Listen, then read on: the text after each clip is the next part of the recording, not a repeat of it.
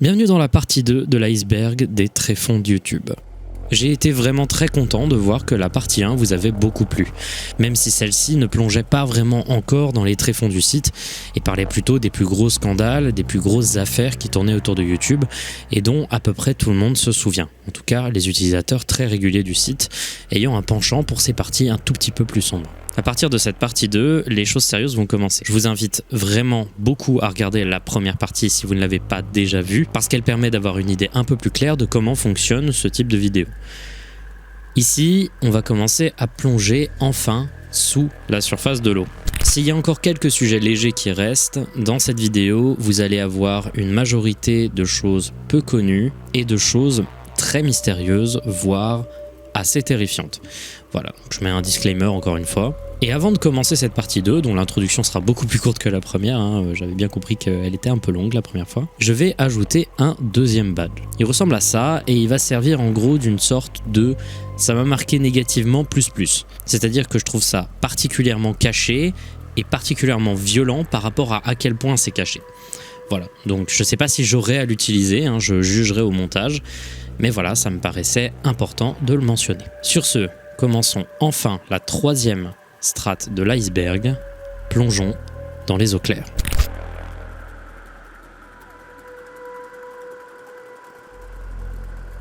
Là, on va commencer à avoir des sujets un peu plus obscurs. Si vous connaissez l'intégralité des sujets ici, c'est que vous êtes définitivement intéressé par la partie obscure de YouTube. Il y aura encore quelques sujets légers, mais ils vont commencer à se faire de plus en plus rares, alors que les sujets plutôt inconnus et de niche commencent à lentement apparaître. Deep into YouTube. Pour commencer cette partie de l'iceberg, laissez-moi vous parler d'une communauté qui sera très importante une fois qu'on arrivera dans les eaux sombres et dans les abysses. Deep into YouTube, c'est le nom d'un subreddit qui existe depuis pas mal de temps et qui réunit des gens qui s'intéressent aux petits tubes et qui montrent toutes leurs trouvailles de vidéos vraiment qui n'ont jamais été vues. Si en général, la plupart des vidéos qu'on y trouve sont plutôt humoristiques et plutôt absurdes, des sortes de petites entrevues dans le quotidien de personnes qui postent un peu trop leur vie sur internet, et il y a de temps en temps cette petite vidéo, ce petit thread ou cette petite fixation sur une vidéo en particulier, ne possédant que quelques dizaines de vues et qui pourtant est particulièrement troublante. On en parlera notamment dans la partie dernière de l'iceberg, le vide, avec des vidéos qui n'ont été vues que très peu et qui cachent de nombreux mystères. Je voulais donc en parler, même si ce subreddit est un peu mort aujourd'hui, il a été extrêmement important pour découvrir des vidéos qui aujourd'hui, pour la plupart, sont devenues assez cultes. Kate Yup. Vous avez très probablement entendu parler de l'affaire Kate Yup. Ça a fasciné énormément de gens en 2019 et encore aujourd'hui, ça a fasciné une grande communauté de gens. Kate Yup, c'est une youtubeuse qui a commencé son activité en 2018 en faisant des vidéos dans le sous-genre mukbang. Les mukbang, pour ceux qui ne le savent pas, c'est un genre de vidéo qui vient de la Corée. Et si je me souviens bien, à la base, c'était juste des vidéos de gens mangeant leur repas, tout simplement pour que les étudiants puissent regarder la vidéo et ne pas se sentir seuls en mangeant.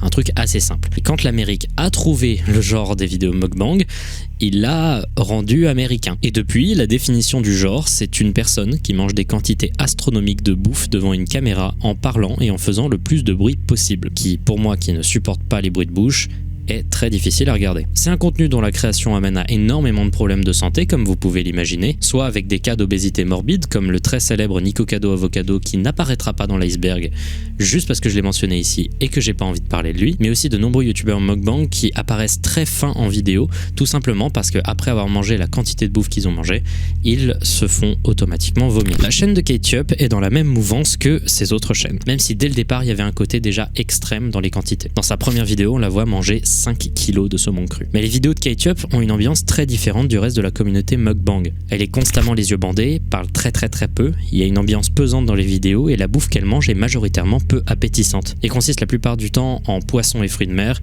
et du miel. Beaucoup de miel. Lentement, une théorie a commencé à apparaître sur internet disant que Kate Yup était en fait retenue en otage et forcée à manger ces quantités astronomiques de nourriture. Dans une de ces vidéos qui a causé beaucoup d'inquiétudes sur internet, on la voit couverte de bleu sur ses bras. Dans la même vidéo, on voit un texte où des lettres aléatoires sont mises en majuscules à des endroits qui ne font pas sens. Ces lettres marquent SOS. Sous la vidéo, on peut trouver un commentaire essayant de débunker la théorie qu'elle serait tenue en captivité. Sauf que ce commentaire a été posté par Kate Yup elle-même et parle de Kate à la troisième personne. Le tout donne l'impression que quelqu'un poste les vidéos à sa place. Dans une autre vidéo, on la voit répondre aux inquiétudes des gens. Dedans, des gens verront d'autres messages subliminaux, notamment un help dans les messages en texte en bas de la vidéo. Et dans des vidéos juste avant celle-ci, on pouvait la voir perdre une dent lorsqu'elle mangeait. Vidéo qui a été supprimée de YouTube, simplement parce que ça ne suit pas les règles de la communauté de YouTube et que c'est aussi un tout petit peu gore. On la voit également aussi manger des cerveaux d'animaux dans une autre vidéo, et je vais pas aller vraiment plus loin parce qu'à partir de ce moment-là, les théories sont devenues fantaisistes, essayant de trouver des sortes de phrases qu'elle dirait, qu'elle essaierait de cacher, mais qui sont en fait juste de la pareidolie qu'on entend dans ses bruits de bouche. C'est juste, les gens sont allés très loin. Puis après tous ces événements, et la dernière vidéo où elle répond à la controverse, elle a disparu complètement.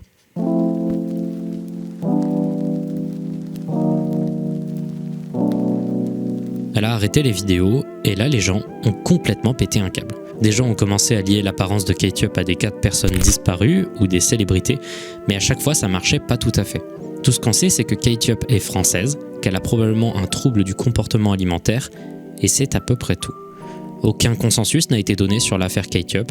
La théorie principale serait qu'elle aurait fait les vidéos les plus inquiétantes après que la controverse ait éclaté, car l'attention supplémentaire lui faisait gagner plus d'argent. Et elle aurait arrêté après un coup de flip sur le fait que son identité soit révélée, et d'autres pensent encore aujourd'hui qu'elle aurait été kidnappée, et que l'arrêt de ses posts signifierait l'arrêt de sa vie.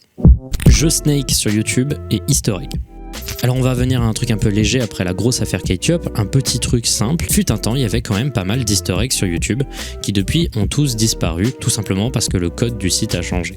Par exemple, si vous regardiez une vidéo à l'époque en 2012 et que vous la mettiez sur pause, puis appuyez sur la flèche de gauche de votre clavier pendant 3 secondes, puis ensuite appuyez sur la flèche du haut, vous pouviez jouer à Snake sur une vidéo YouTube. Beaucoup d'entre vous le savent, simplement parce que Cyprien en avait parlé dans son podcast sur les téléphones à l'époque. Et d'autres easter eggs, aujourd'hui tous supprimés, ont existé sur la plateforme, dont notamment, pour faire le lien avec des entrées précédentes de Larisberg, si vous cherchiez WebDriver Torso, vous tombiez sur une page de recherche qui avait les fameux rectangles de couleur en question. Maintenant, l'easter egg a été relocalisé juste sur google.com, si vous cherchez WebDriver Torso sur Google, vous tombez sur cet affichage, mais la quasi-totalité des easter eggs de YouTube ont disparu depuis, et c'est bien dommage. Kraina Grzebow TV. Kraina Grzebow TV, je suis désolé, est une chaîne YouTube polonaise qui a commencé à poster en 2013. Il s'agit d'un projet artistique chelou fait par Wiktor Strebok. Kraina Grzebow signifie le pays des champignons et il se présente comme un programme éducationnel pour enfants imaginaires dans un univers alternatif. L'émission est présentée par cette femme nommée Agatka et également par cet écureuil surnommé Malgosia. C'est ultra perché et ça semble ne pas avoir vraiment de narration linéaire. Il y a plusieurs théories sur le sens de cette chaîne et de ses vidéos. Certains pensent que ça se passerait dans un univers post-apocalyptique dû à de nombreuses références au fonctionnement des bombes nucléaires dans les vidéos. Il y a également des gens qui pensent que ce serait des références à de la séquestration. Je ne sais pas, en tout cas moi tout ce que je sais c'est que je trouve ça super sympa, hyper bien foutu. Je vous invite à regarder, c'est plutôt sympa et déroutant. Persistent Trip. Le 15 août 2012, une vidéo est postée sur la chaîne de Amos Nomore du nom de Persistent Trip Datura. L'uploader de la vidéo explique ceci dans la description. Cette vidéo a été uploadée sur YouTube il y a quelques années et je n'ai pas réussi à la trouver récemment. Si je me souviens bien, l'uploader affirmait que c'était une vidéo trouvée. Il disait avoir trouvé la cassette sur un banc d'un parc et était inquiet pour la personne dans la vidéo. Alors, quelle est cette fameuse vidéo trouvée ? La voici.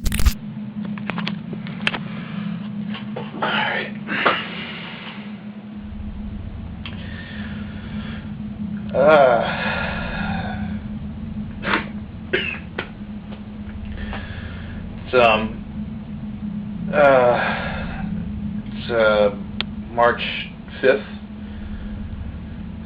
2008.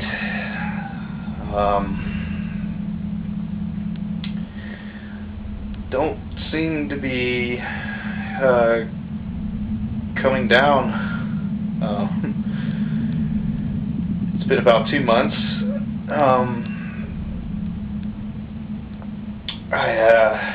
L'homme dans cette vidéo dit ouvertement qu'il serait dans un trip depuis 2 mois. D'après la description et des analyses, il semblerait qu'il ait pris de la datura en mettant des racines dans de l'eau bouillante, visiblement pour en faire un thé. J'ai déjà parlé de la datura une fois sur la chaîne et pour ceux qui ne le savent pas, il s'agit de l'une des drogues les plus violentes du monde, tellement violente d'ailleurs qu'elle est considérée un peu comme une sorte de poison. Elle est surnommée l'herbe du diable et est une substance délirante toxique causant des hallucinations impossibles à distinguer de la réalité et des dégâts psychologiques au long terme. En revanche, il ne semble pas que cette vidéo soit un cas d'utilisation de datura. datura. Déjà, les racines de datura ne contiennent pas vraiment la substance psychoactive en question que les gens recherchent dans la datura. Et ensuite, généralement, quand t'es sous datura, t'es cloué au sol ou dans ton fauteuil et tu sais pas quoi faire. De nombreuses personnes pensent en revanche qu'il s'agirait peut-être de DMT. La DMT, c'est une substance extrêmement hallucinogène que l'on peut fumer ou prendre en thé sous la forme d'ayahuasca. La DMT, quand elle est fumée, fait des trips qui durent 15 minutes, tandis que l'ayahuasca dure 2 ou 3 heures et dans lesquelles on est un tout petit peu plus conscient. Or, si vous vivez un bad trip sous une quantité trop importante de DMT, votre perception du temps peut être gravement altérée. Certaines personnes parlent d'avoir vécu des dizaines d'années bloquées dans un trip, alors qu'en réalité, ils sont assis sur un fauteuil pendant quelques heures. En l'occurrence, si cette vidéo est réelle, c'est probablement ce qui se passe. Sa perception a été altérée et il est persuadé d'avoir vécu un trip depuis des années. Beaucoup de gens pensent également que cette vidéo est un hoax créé par le gars qui possède la chaîne, étant donné que aucune archive de cette vidéo et aucune discussion autour de cette vidéo n'existe avant l'upload de la chaîne Amos No More. Mais en tout cas, si cette vidéo est bien réelle, il y a quelque chose d'assez sombre avec. C'est la présence, dans l'arrière-plan, d'une arme à feu. Boîte noire d'avion. Pour ceux qui ne le savent pas, la boîte noire d'un avion enregistre l'intégralité des paramètres de l'avion ainsi que les communications du pilote afin que, lorsqu'on retrouve un avion qui s'est crashé, on puisse comprendre pourquoi celui-ci s'est crashé et quelles erreurs ont été effectuées. En revanche, une très grande partie des boîtes noires d'avion sont disponibles publiquement. Et la plupart du temps, on peut donc avoir accès à des tonnes de derniers moments de pilotes dans leur avion. On peut avoir l'enregistrement de leur mort, l'enregistrement de leurs derniers instants à bord de leurs avions et c'est en général assez violent à regarder. Il y en a plein sur YouTube disponibles et ça fait des millions de vues. Fake Animal Rescue. Problème découvert et popularisé par Mudahar de la chaîne Some Ordinary Gamers ainsi que par Nick Crowley, la question des fausses chaînes de sauvetage d'animaux a été un gros sujet d'inquiétude en 2020. Plusieurs chaînes comme KM Daily ou The Rescue Journey ainsi que plein d'autres bien cachés dans leur petit cercle sont devenues très populaires en se faisant passer pour des sauveteurs alors qu'en réalité, ils faisaient quelque chose d'abominable. La plupart de ces vidéos faisaient ceci. Ils prenaient des chiens ou des chats dans la rue ou des animaleries, ils les filmaient quand ils allaient bien, puis ensuite, ils les blessaient très violemment. Puis ils montaient une vidéo en montrant d'abord le chien gravement blessé, puis ensuite les vidéos enregistrées précédemment pour faire croire à une rémission miracle. Ces vidéos, je ne les montrerai pas parce que c'est assez triste à voir et moi ça m'énerve énormément. Et le problème, c'est que ça marchait hyper bien et ces abuseurs d'animaux n'ont jamais vraiment reçu la moindre punition pour leur comportement autre que des suppressions de chaînes qui ne changent rien à l'argent qu'ils ont gagné des millions de vues que ça générait grâce à l'AdSense. Je me sentais obligé de le placer là, peut-être qu'un jour on en parlera plus en détail, mais ce que je trouve particulièrement énervant dans tout ça, c'est que la plupart du temps, en faisant des choses abominables, ils passaient pour des héros dans les commentaires. Quelle bande de fumier. H-Vlogs.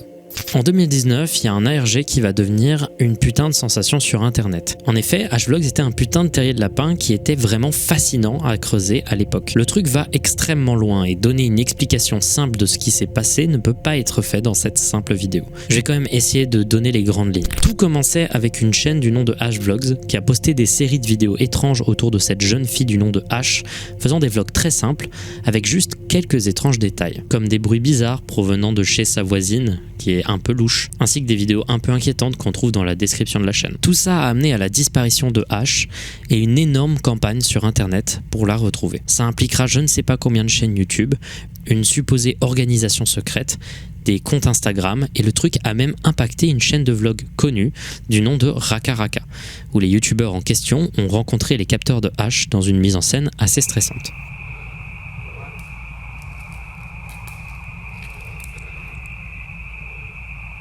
Un jour, je parlerai en détail de H-Vlogs, je pense, parce que c'est vraiment intéressant d'en parler et de voir aussi pourquoi il y a eu un peu moins d'intérêt vers la fin. Mais un truc est sûr, c'est un des travaux les plus immersifs du genre et encore aujourd'hui, il reste de nombreuses zones d'ombre dans ce mystère. Hi Walter, I got a new girlfriend today.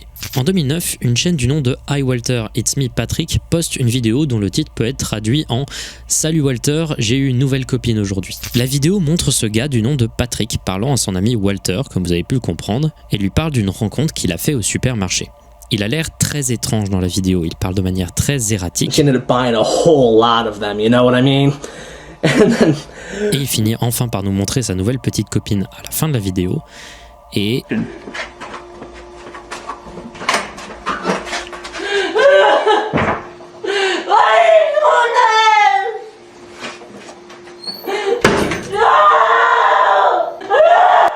Ouais, c'est perturbant.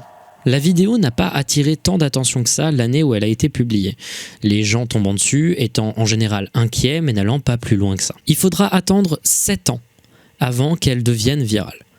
Et ce, pour une des pires raisons possibles. Le 11 août 2009, la jeune Kayla Berg, âgée de 15 ans, disparaît sans raison dans le Wisconsin, dans la ville de Wausau. Elle aurait été portée disparue après avoir été déposée par un ami de son frère devant la maison de son petit copain. Or, son petit copain avait déménagé à l'époque, chose dont elle était au courant, et elle a quand même accepté et demandé d'être déposée devant une maison vacante.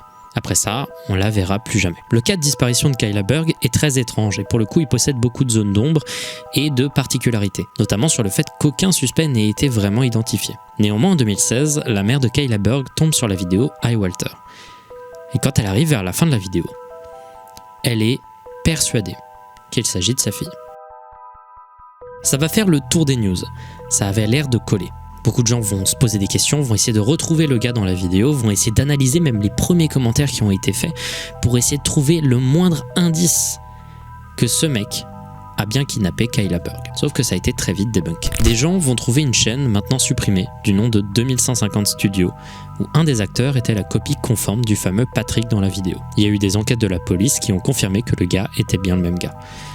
La mère de Kayla Berg n'a pas du tout aimé cette blague et il a été confirmé plus tard, suite à une annonce officielle, que les créateurs de la vidéo, qui l'ont depuis supprimée, n'avaient pas en tête quelconque affaire de disparition lorsqu'ils l'ont réalisée. La blague est juste allée trop loin et aujourd'hui ils s'en veulent et la vidéo est aussi devenue une relique d'internet. Full Stop Punctuation.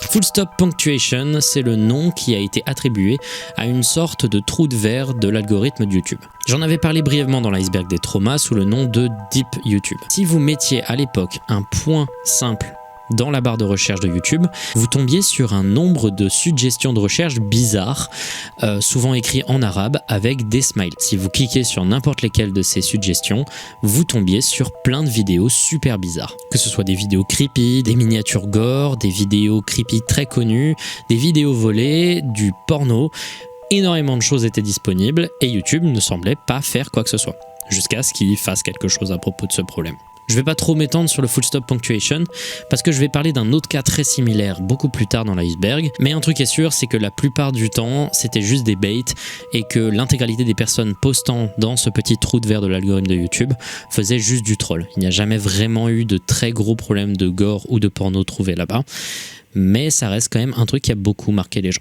Lonely Girl 15. En 2006, au balbutiement de YouTube, une chaîne du nom de Lonely Girl 15 a été créée et s'est mise à poster une série de vlogs très simples, tournant autour de Brie Avery, une jeune fille de 16 ans parfaitement basique. Elle parle de tout et de rien, du fait qu'elle fait l'école à la maison, de sujets basiques, des gens de son âge, son amitié ambiguë avec son meilleur ami Daniel, des problèmes avec ses parents, tout ça.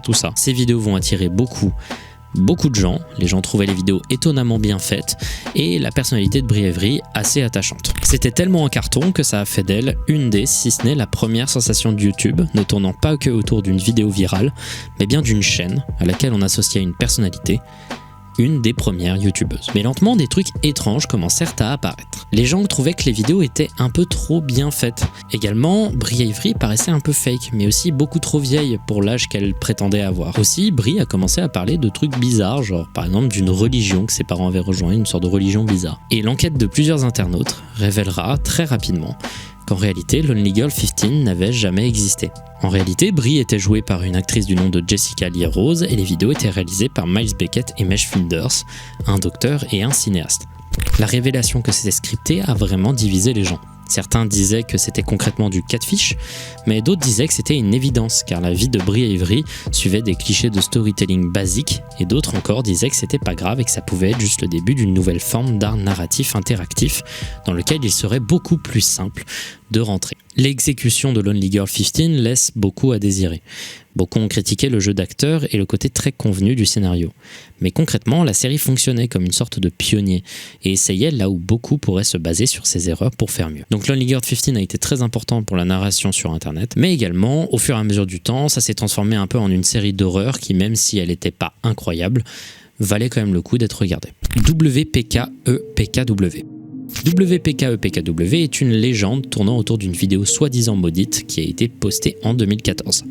La légende dirait que si vous cherchez la vidéo sur YouTube, la plupart du temps, vous ne trouverez rien, mais que parfois, vous pourrez avoir une vidéo du nom de WPKE-PKW qui apparaît, qui est une vidéo courte, avec cette image un peu déformée et floue d'un gars sous fond de bruitage industriel.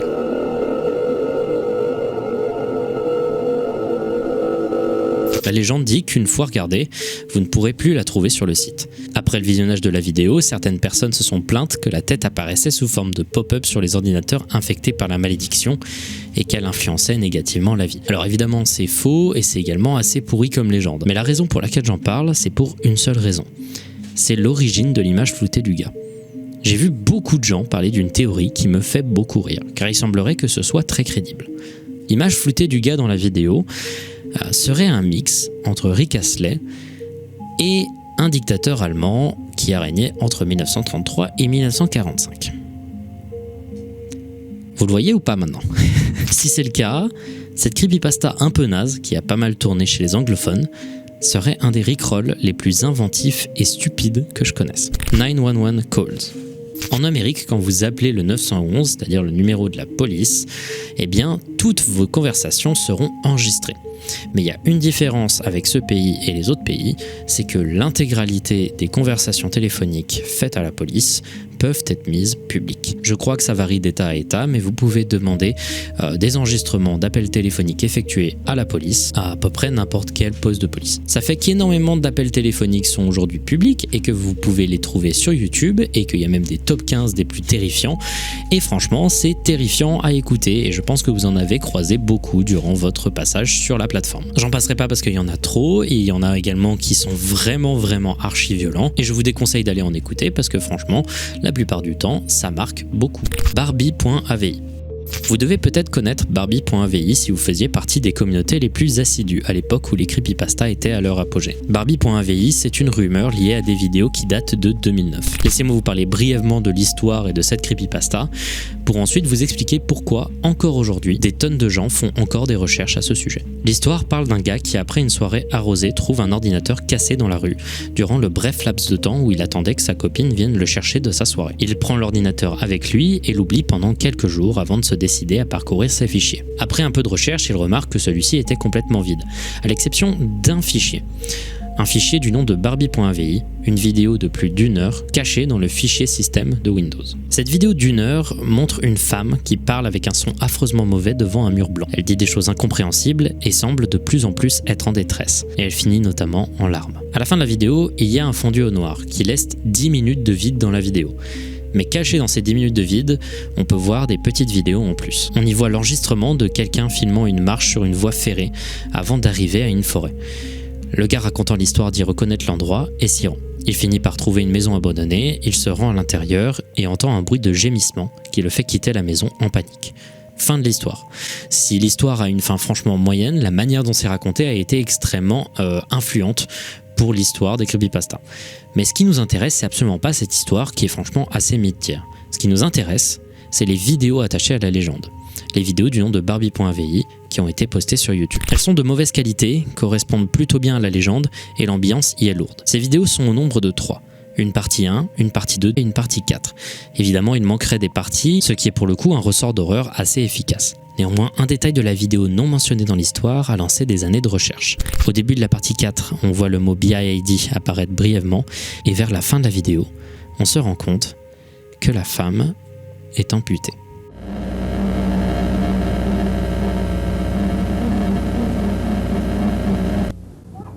Les internautes se sont posé une question, d'où vient cette vidéo et qui est cette femme?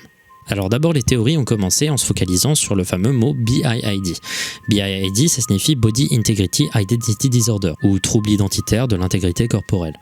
C'est un trouble dans lequel des gens pensent qu'ils doivent être handicapés et vont tout faire pour être handicapés, impliquant notamment le fait de s'amputer ses propres membres. C'est pour ça que c'est surnommé le trouble de l'identité amputée. En l'occurrence, la première piste de recherche pour trouver la femme dans la vidéo, c'était de se demander s'il n'y avait pas des actrices qui seraient atteintes de BIID. En revanche, c'était une fausse piste. Il existe un site du nom de barbie-avi.ru qui offre l'avancée des recherches sur la question par un groupe d'enquêteurs des 4 coins du globe, mais majoritairement, visiblement, de l'Europe de l'Est. En gros, les vidéos de barbie.avi viennent d'une même vidéo d'interview qui avait été mise sur Mega Upload en 2009, quelques temps avant la création de l'histoire, sous le nom de Tammy.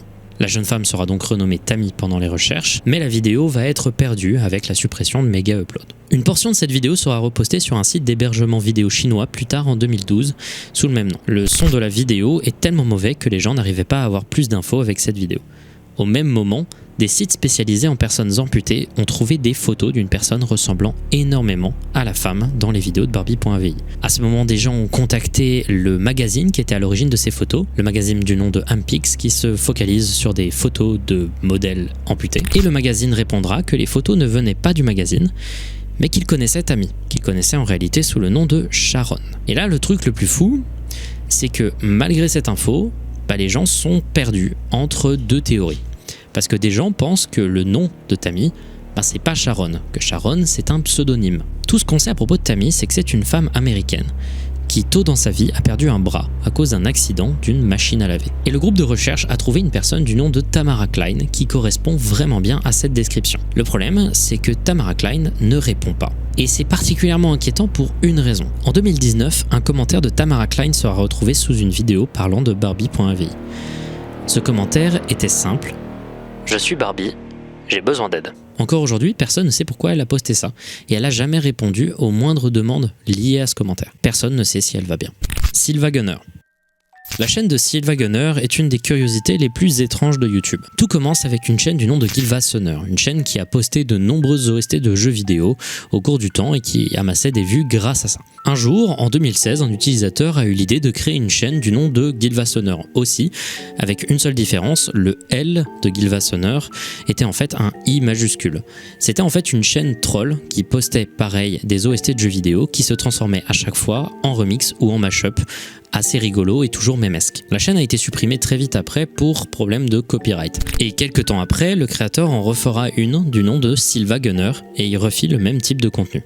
Les vidéos de Sylva Gunner sont très drôles et efficaces, mais surtout, ils ont été à l'origine de beaucoup d'ARG plutôt sophistiqués, avec de nombreux codes dans une atmosphère généralement très mémesque et de temps en temps un peu sombre. Je vous invite à vous pencher sur la question, il y a de nombreuses vidéos qui essayent d'expliquer comment ces ARG se sont passés et c'est plutôt stylé, mais ce serait long et chiant, surtout que ce n'est pas forcément dans un focus vraiment très horreur, mais comme je vous l'ai dit, plutôt drôle et humoristique. Même si on a pu les lier à d'autres mystères dont j'ai déjà pu parler dans ma chaîne, notamment le mystère de World Corp. Le Zania Cat. Alors le Zania Cat, c'est une chaîne qui a commencé son activité en 2008 comme une sorte de chaîne humoristique qui se foutait de la gueule de la qualité très discutable des comic strips Garfield. En France, les gens ne le savent pas forcément, mais aux États-Unis, Garfield est une putain d'icône de pop culture. C'est le personnage de comic strips le plus connu du monde et celui qui a été publié dans le plus de journaux en même temps. Le truc, c'est que Garfield, c'est aussi sacrément naze. Les comic strips sont jamais vraiment très drôles, les blagues sont pas ouf, et la chaîne de Zania Cat s'en fout allègrement. Et c'est un peu un des pionniers des mèmes ironiques autour de Garfield qui aujourd'hui sont très nombreux en Amérique. Toutes les vidéos de Zania Cat ont le même format. Elles commencent avec les acteurs rejoint un comic strip d'une manière un peu ironique. Et ensuite, il y a une sorte de YouTube poop de 1 ou 2 minutes qui apparaît et qui est en général assez en avance sur son temps. Bref, si Zania Cat c'était que ça, j'en aurais pas parlé. Mais 9 ans après, ils sont revenus. Ils ont commencé ce retour par 3 teasers faisant la publicité d'un sondage autour du sexe. Et la première vidéo sortie autre qu'un teaser était nommée par un numéro de téléphone qui, quand on l'appelait, te disait en chanson de donner ton nom et le nombre de partenaires sexuels que tu as eu après un bip sonore.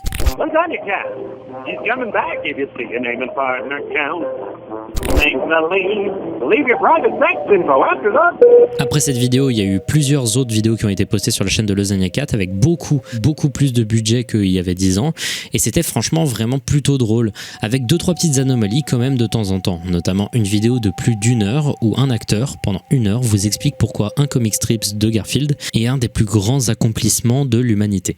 C'est évidemment humoristique, mais ce à quoi les gens ne se sont pas attendus, c'est la dernière vidéo qu'a postée Zania Cat. Le tout est arrivé à sa conclusion avec les résultats du sondage sexuel. Une vidéo de 4 heures rejoint le même schéma de blague en boucle. Chaque personne répondant étant une vraie personne qui avait répondu au sondage.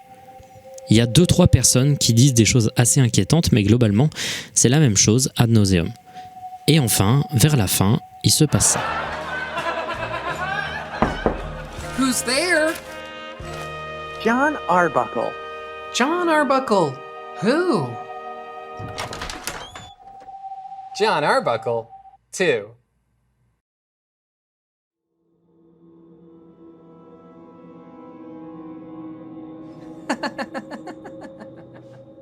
John Arbuckle 0.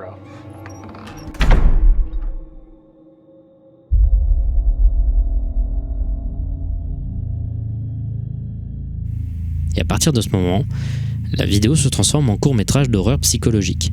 C'est ultra efficace et ça a beaucoup marqué les gens.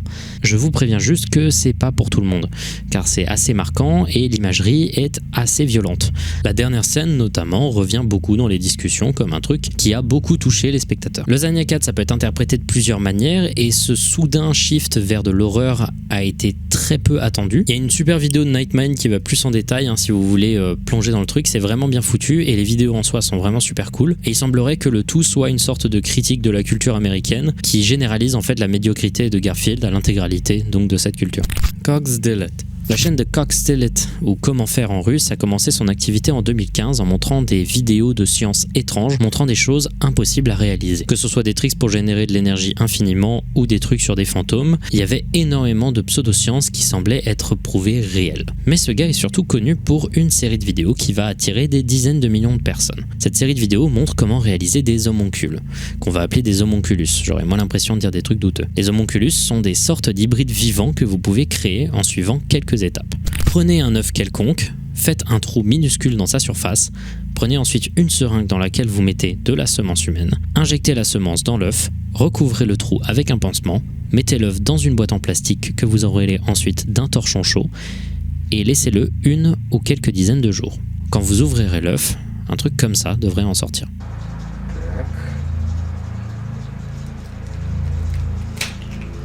Опа, не очень хорошо, но все-таки жив. Donc oui, c'est dégueulasse, mais si on observe attentivement, la créature bouge.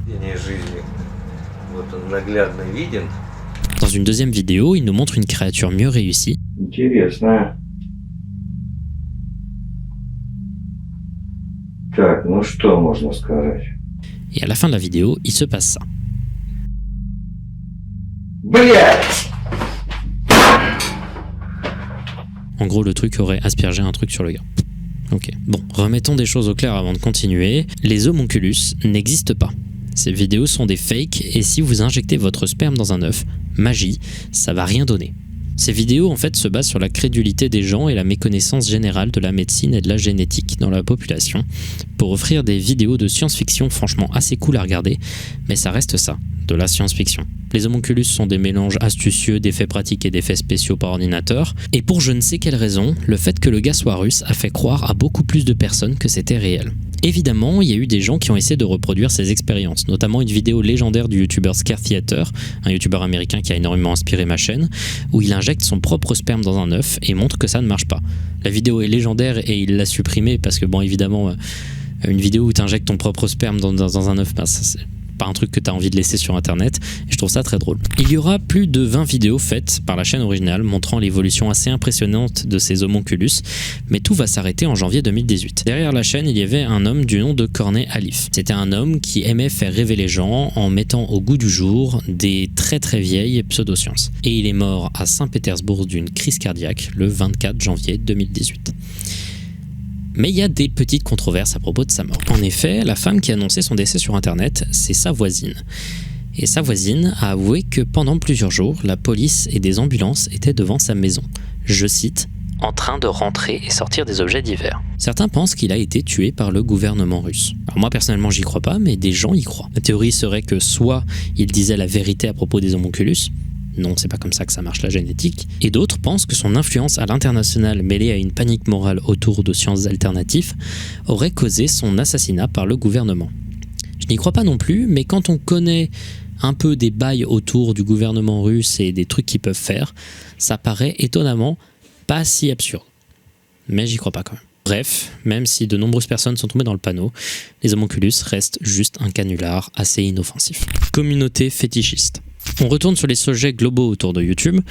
Vous le savez, YouTube a permis à des gens peu communs de trouver des gens à qui parler de ses intérêts peu communs. Il existe plusieurs communautés fétichistes cachées sur le site.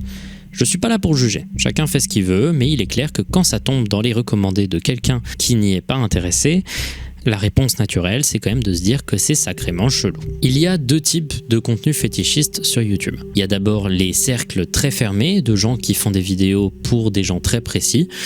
C'est du contenu dédié qui n'est pas dirigé vers quelconque personne ni quelconque intérêt public. Et il y a ensuite le contenu fétichiste qui se cache dans d'autres contenus, qui là pour le coup peut être un problème. Il y a je ne sais pas combien de comptes faisant par exemple des vidéos ASMR qui en réalité sont des références non précisées à des fétiches très connus. Je parle ici de contenu en référence aux pieds, au BDSM, au ventre, au fétiche des géants, au vor, à la grossesse, bref, vous comprenez. C'est une bulle étrange de YouTube et certaines personnes sont un peu inquiétées du fait que des contenus à usage délibérément softcore sexuel ne soient pas marketés comme tels. Il y a des moments où je suis d'accord, il y a des moments où je suis moins d'accord parce que ça dépend en fait un peu de ce qui est montré, mais on reparlera peut-être plus tard de ces fameuses communautés fétichistes dans des cas un peu plus précis et un peu plus extrêmes.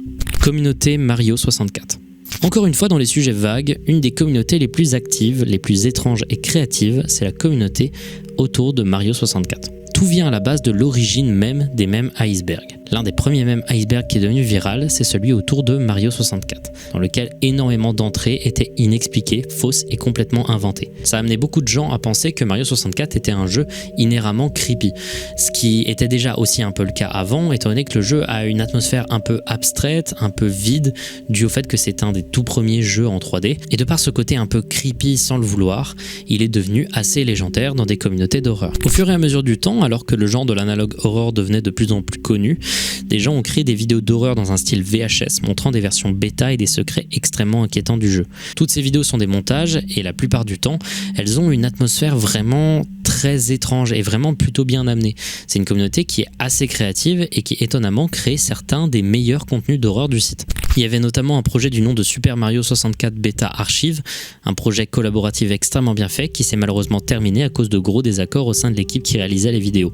C'est hyper triste car les vidéos étaient ultra convaincantes et il y avait des moments où la réalisation était vraiment très réussie. Plein de gens font plein de trucs passionnants autour de ce jeu, des faux écrans anti-piratage, des fausses bandes son cachées ou des faux remix, etc. C'est hyper intéressant et c'est super bizarre que ce jeu vidéo ait amené à autant de contenu d'horreur de qualité.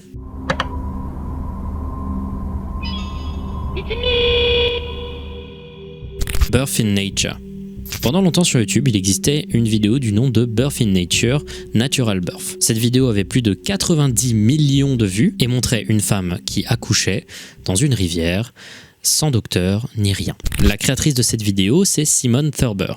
Dedans, elle écrit qu'elle est allée accoucher dans la forêt tropicale, je cite, la plus vieille du monde. J'ai décidé d'accoucher dans un ruisseau dont je suis tombée amoureuse.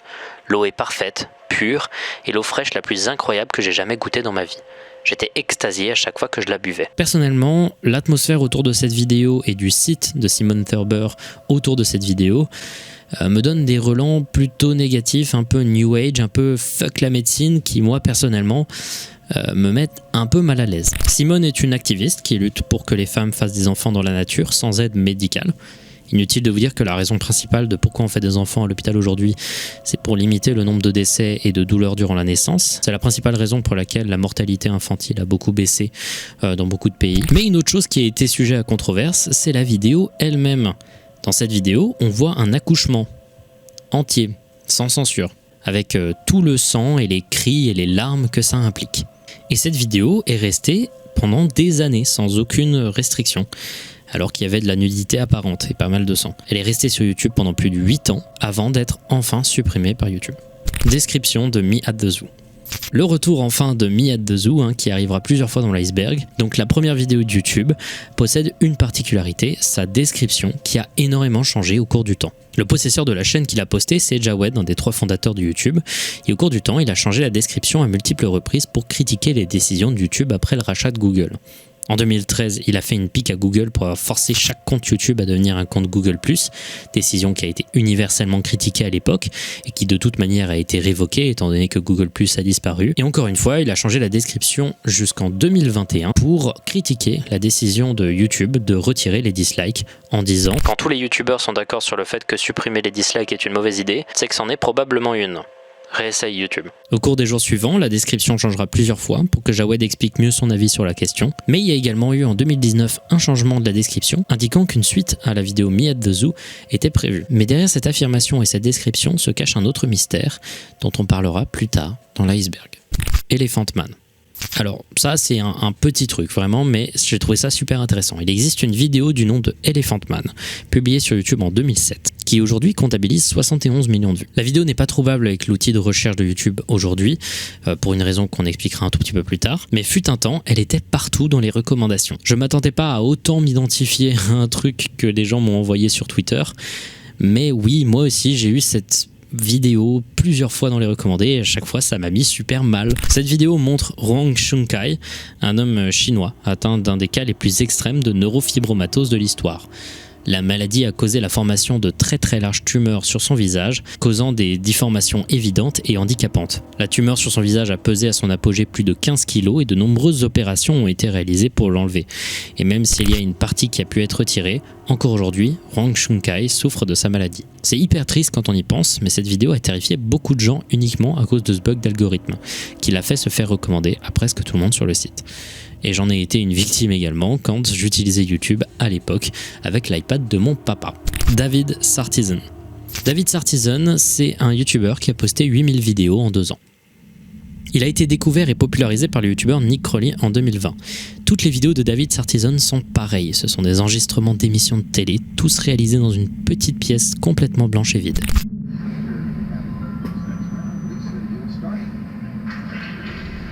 Au début, les gens pensaient que c'était un bot, mais non, les vidéos étaient bien filmées par un être humain qui filmait toutes ses émissions de télé sans jamais rien dire dans un silence de plomb à hauteur de 11 vidéos par jour. Au début, les gens ne se sont pas vraiment posé plus de questions, mais après un an, ils se sont rendus compte qu'il avait changé de pièce. Le problème, c'est que dans cette pièce, il était beaucoup plus évident qu'en réalité, David était dans un hôpital. Le 7 novembre 2019, David Sartison postera sa dernière vidéo. Cet arrêt soudain a inquiété énormément de gens sur internet. Beaucoup de gens ont eu peur du pire, peurs qui ont été confirmées quand un avis de décès sera retrouvé en ligne pour un certain David Glenn Sartison datant de novembre 2019, 23 jours après sa dernière vidéo. Dedans, on apprendra qu'il était à un hôpital du nom de Saint Vincent. Un truc néanmoins dont j'aimerais parler, c'est un pan de l'existence en ligne de David Sartison qui est assez inquiétante et dont personne ne parle. Si là pour l'instant il peut paraître comme étant juste une personne vieille qui passait son temps à filmer des émissions de télé, seule chose qu'il pouvait faire dans sa maison, son compte Instagram est un peu différent. Il y a 8370 publications dessus. Et toutes, absolument toutes, sont des photos de femmes qu'il trouve jolies et qu'il a vues à la télévision et qu'il a photographiées et croppées. Et je vais juste laisser ça comme ça parce que il n'y a pas grand chose de plus à dire et on peut pas avoir l'opinion de David Sartison sur la question étant donné qu'il est décédé. Mais voilà, c'est un truc qui s'est passé et personne ne sait pourquoi il a posté ces milliers de photos et ces milliers de vidéos tout en étant relativement creepy sur internet. Personne ne sait pourquoi il a fait ça. Et c'est encore un mystère aujourd'hui. Daddy-O5. Le 13 août 2015, une chaîne du nom de Daddy-O5 est créée. Cette chaîne appartient à un certain Mike Martin, un père de famille qui, durant son précédent mariage, a eu 2 enfants, Cody et Emma. Il s'est remarié avec une certaine Heather qui, elle, durant son précédent mariage, a eu 3 enfants, Jake, Alex et Ryan. Le couple s'est donc mis à ce moment à éduquer leurs 5 enfants réunis et se sont dit que créer une chaîne YouTube autour de cette situation était une bonne idée. Les vidéos ont commencé plutôt normalement et innocemment à l'époque, mais au cours du temps, les choses vont beaucoup changer. On parle de signes évidents d'abus psychologiques et physiques sur les enfants qui se sont multipliés au cours du temps. Le principe de la chaîne était de faire des pranks sur chaque membre de la famille, et la folie de devoir toujours faire plus les a amenés à faire des trucs hyper graves. Voici Cody. Cody, c'est un des enfants les plus jeunes du couple et il est atteint d'un trouble mental du nom de trouble oppositionnel avec provocation. C'est un trouble souvent hyperactif où des enfants vont se montrer hostiles et provocateurs en face de l'autorité et être généralement des causeurs de troubles. Du coup, les réactions de Cody à l'autorité étaient plutôt violentes, ce qui faisait du super contenu aux yeux de Mike Martin. Cody a été filmé dans des situations franchement abominables. Hey guys! So, I got a prank for Cody. I bought this here invisible ink and I'm gonna squirt it all over his carpet and start flipping out.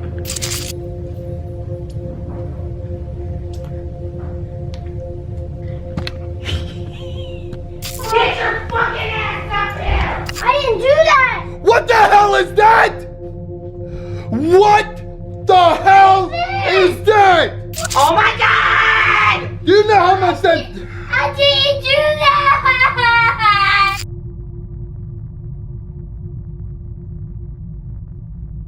Il était filmé dans des situations d'abus psychologiques évidentes, demandant de ne pas être filmé. Just go and take the camera with you. What? I said just go and take the camera with you. No! I gotta vlog my life. You know that.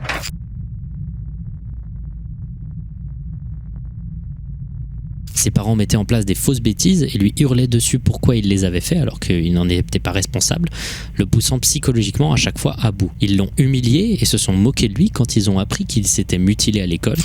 Instead of doing your work, instead of writing information, you decided to keep scraping your arm and making it bleed.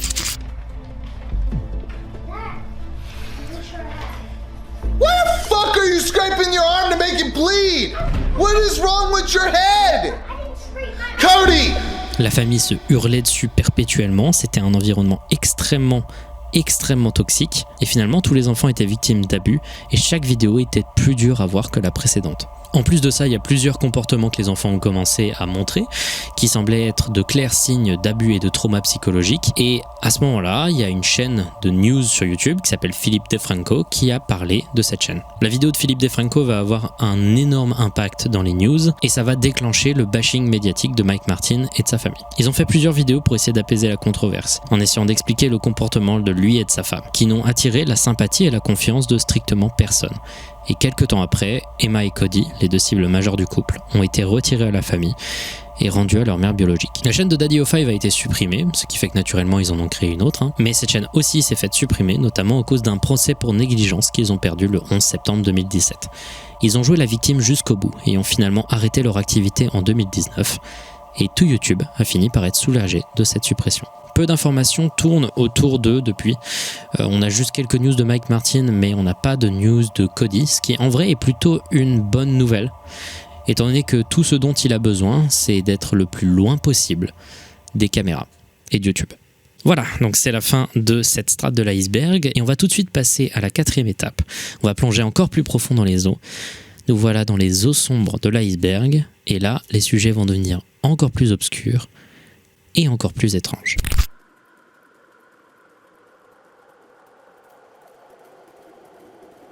Nous voilà maintenant dans la 4e strate de l'iceberg.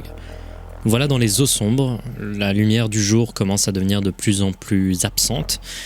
Et alors qu'on s'enfonce dans cette face cachée de l'iceberg, de plus en plus les sujets vont devenir méconnus et aussi devenir de plus en plus cryptiques. Il va y avoir de moins en moins d'informations sur les sujets et de plus en plus les sujets vont devenir des sortes de mystères à part entière. Haut barré ou The String. Le trou de verre du haut barré, c'est un peu un truc qui est similaire à la full stop punctuation dont on a parlé plus tôt. En gros, si vous cherchez tout simplement un haut barré sur YouTube, dans l'onglet de recherche de YouTube, vous allez tomber sur des vidéos très particulières. Des vidéos avec des miniatures semblant indiquer du gore, de la pornographie, mais aussi des mèmes bizarres et très peu vus. C'est donc très similaire à la full stop punctuation, où on mettait juste un point dans l'onglet de recherche et on cherchait les recherches que ça mettait. Mais là, la différence avec la full stop punctuation, c'est qu'on n'a pas besoin de cliquer sur des suggestions de recherche. La simple recherche d'un haut barré est suffisant pour amener à ce type de contenu. Et aussi, ça marche beaucoup mieux et ça n'a toujours pas été patché. Personnellement, je suis tombé sur des contenus que j'ai trouvé très choquants et qui sont restés pendant des durées allant jusqu'à 6 mois. Je pense notamment à une vidéo que j'avais vue d'un groupe de chiens qui mangeait un chien décédé. Mais le truc du haut barré link à un autre problème qui s'appelle The String ou la chaîne de caractères, qui est un mystère lié à cette chaîne de caractères que vous voyez ici. Cette chaîne de caractères utilise des caractères spéciaux qui sont difficiles à interpréter pour YouTube. En l'occurrence, les vidéos qui sont nommées avec cette suite de caractères sont en général des vidéos qui sont soit des mèmes, soit des trucs vraiment légitimement perturbants. Et il semblerait que, encore aujourd'hui, YouTube ait du mal à patcher ce problème. Je ne sais pas pourquoi. Sketcheck.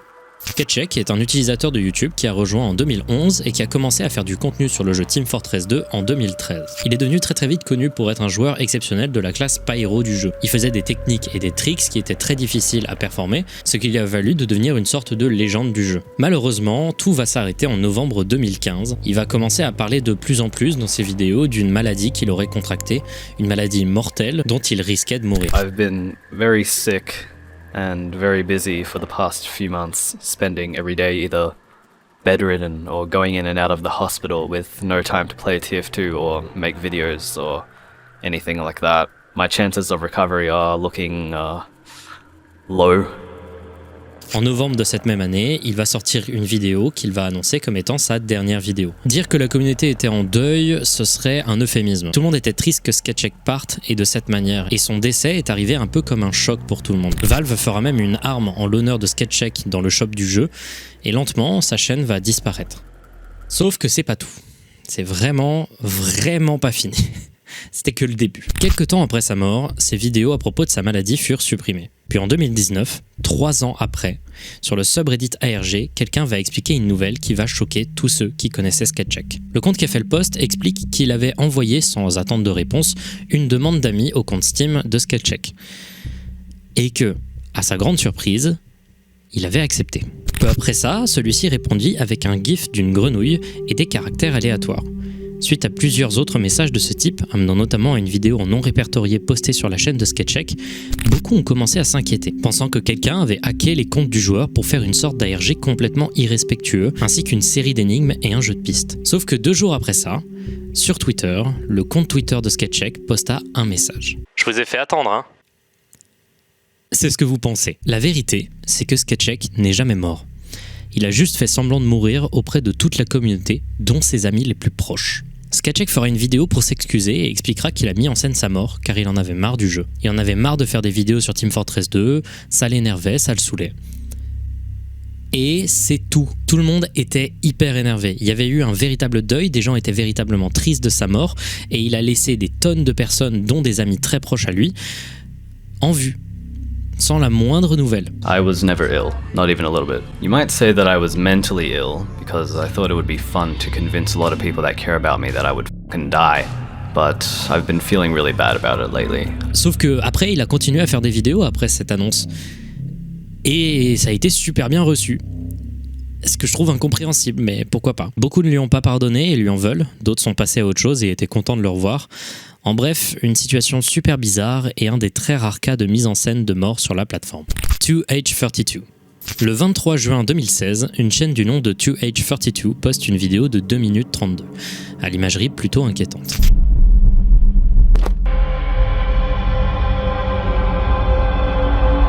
Elle met en scène un homme trimballant un cadavre dans la forêt, avec une mise en scène très abstraite et très glitchée, jusqu'à ce qu'il arrive devant cette sorte de présentoir au milieu d'un endroit abandonné.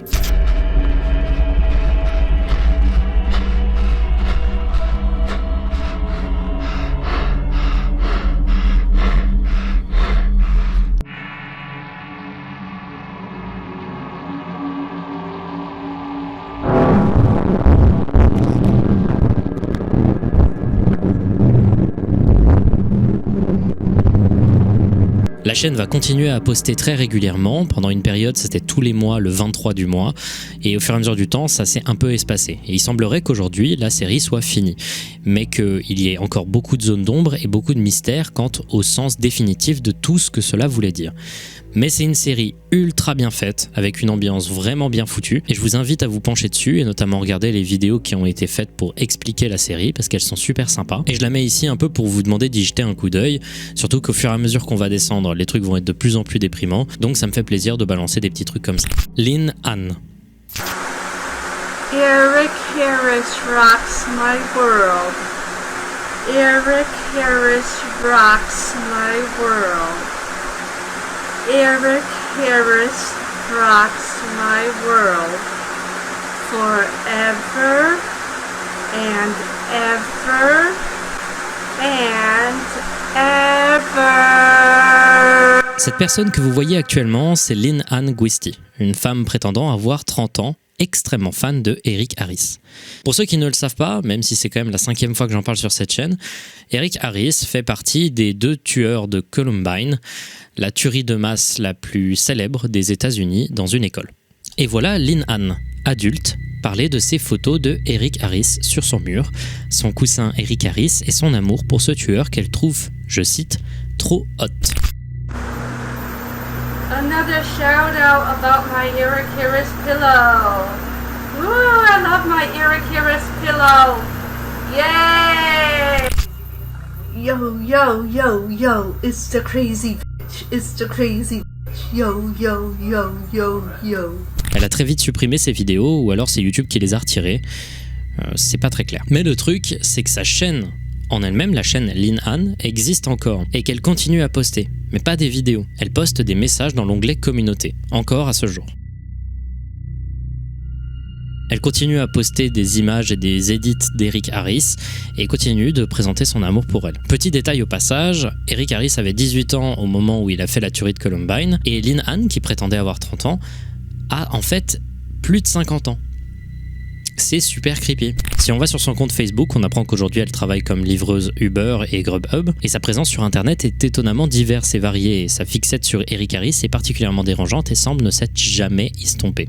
Aujourd'hui, la plupart des vidéos de Lynn Ann ont disparu. Il n'en existe plus que quelques extraits dans des top 10 et ce genre de trucs, et c'est ces extraits en entier que je vous ai montrés. Casina 777.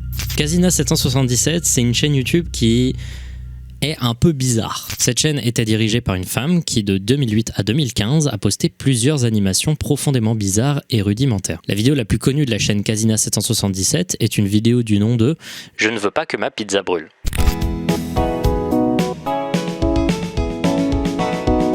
I don't want my pizza burning. I want the mouth. I smell it burning. Ouais, c'est ce genre de chaîne. Pour réaliser ces animations, Casina utilise une version primitive du logiciel Poser Pro, un logiciel qui, si j'ai bien compris, propose plusieurs modèles et animations préfaites que l'on peut utiliser pour créer une animation rapidement. Le problème, c'est que Casina ne sait pas trop bien utiliser les logiciels de 3D, et que du coup, ces vidéos ont toujours eu un côté un peu bizarre, un peu dérangeant, de par leur aspect très rudimentaire, et elle n'a jamais vraiment réussi à atteindre un niveau professionnel avec le temps qu'elle a fait ses animations, malgré des petites améliorations par rapport au début de sa chaîne. Néanmoins, il semblerait y avoir une part un peu plus étrange à la chaîne. Déjà, il y a des personnages récurrents, dont un personnage d'infirmière qui revient très régulièrement. Mais il y a également des informations un peu plus sombres qui sont présentées dans la description des vidéos, mais également sur son compte Twitter, qui est assez peu connu, qui semble montrer qu'il y avait une part un peu plus sombre liée à la personne qui dirige la chaîne. D'abord, dans les descriptions, il y a un message qui revient très souvent. Les représentations contenues dans ces vidéos pourraient ne pas nécessairement correspondre à mon opinion personnelle et ou ma condition mentale. Suivi d'une référence à Buffy contre les vampires. On ne sait pas exactement si ce message est sérieux ou pas, mais il est quand même un peu perturbant, surtout quand on parle de son compte Twitter. Elle a posté sur son compte Twitter entre 2012 et 2015. Ses tweets sont insensés, je pense humoristiques la plupart du temps, et définitivement il semblerait que cette femme soit un peu vieille et n'arrive pas vraiment à comprendre comment fonctionne ce réseau social. Mais il y a 3 séries de tweets qui m'intéressent. En février 2015, elle poste « Oh mon Dieu, ma télévision me regarde », qui semble, si ce n'est pas une blague, être un véritable signe de problème dans sa santé mentale, comme elle semblait l'indiquer dans ses descriptions. Mais moi, le truc qui m'intéresse le plus, c'est les derniers tweets qui ont été postés par son compte, parce qu'il semblerait que ce soit pas elle qui les ait postés. Casina 777 est mort le 22 janvier 2016. J'ai perdu mon amour, merci à ceux qui ont apprécié ses animations. Mon amour repose en paix, Tom.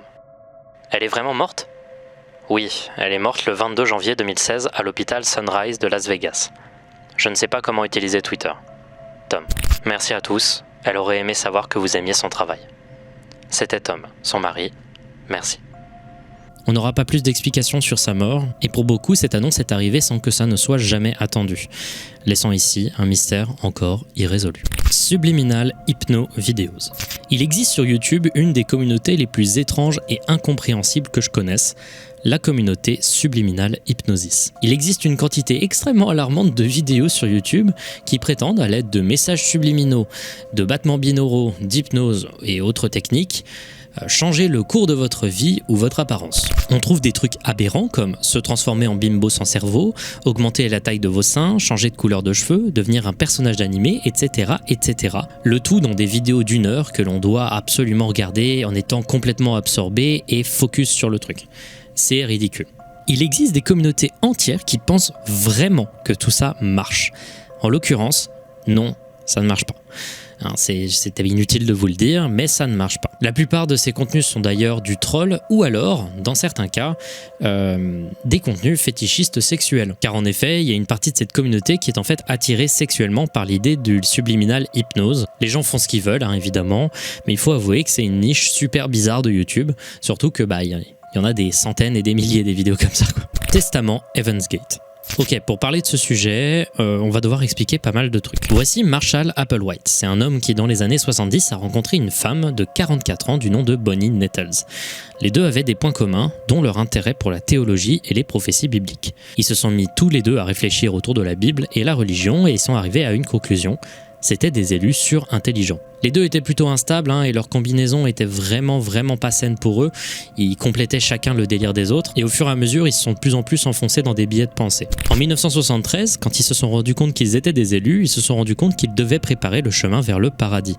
Et là, leur intérêt obscur pour des trucs New Age et leur passion pour Star Trek aussi, les ont fait ajouter des extraterrestres et des soucoupes volantes dans leurs délires et prophéties. Ils ont commencé très vite à faire de la pub pour leur nouvelle manière de penser, ils ont commencé à faire des conférences et ça a étonnamment très bien marché, étant donné qu'ils avaient un côté certes illuminé, mais très magnétique, très efficace. Ils étaient très charismatiques. Lors d'une conférence dans l'Oregon en 1975, ils ont recruté quelques dizaines de suiveurs à qui on leur a demandé d'abandonner toutes leurs possessions. Abandonner le sexe, la drogue, mais aussi leur famille. Chaque membre de la secte devait être une copie conforme, les règles étaient hardcore et strictes. Par exemple, Applewhite lui-même se castrera pour solidifier son abandon du sexe et durant 20 ans, ils vont solidifier les quelques personnes voulant suivre ces règles. Evansgate va également créer un site, un des tout premiers sites d'internet, c'est pas une blague, pour essayer encore une fois d'être en avance sur les autres groupes de ce genre et répandre leur méthode de pensée. Ce site est encore disponible aujourd'hui pour des raisons que je décrirai plus tard, mais voilà, Evansgate était créé, c'était une secte et pour l'instant, il n'y avait pas encore eu de gros dégâts. We'll title this tape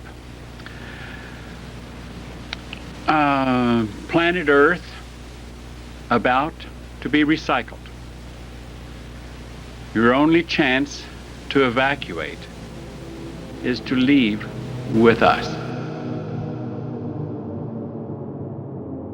En 1985, Bonnie Nettles meurt d'un cancer et à ce moment, Marshall Applewhite va péter un câble. Il va commencer à parler de plus en plus de l'apocalypse et disait que si les extraterrestres qui devaient aller chercher les membres de la secte n'étaient pas venus, c'était bien parce qu'en réalité, leur corps n'était que des réceptacles de leur âme et que s'ils voulaient rejoindre le paradis, il fallait mourir pour que les extraterrestres viennent prendre leur âme avec eux. En 1997, une comète observée depuis déjà 1995 du nom de Hale-Bopp devait passer près de la Terre et faire un spectacle magnifique autour du mois d'avril.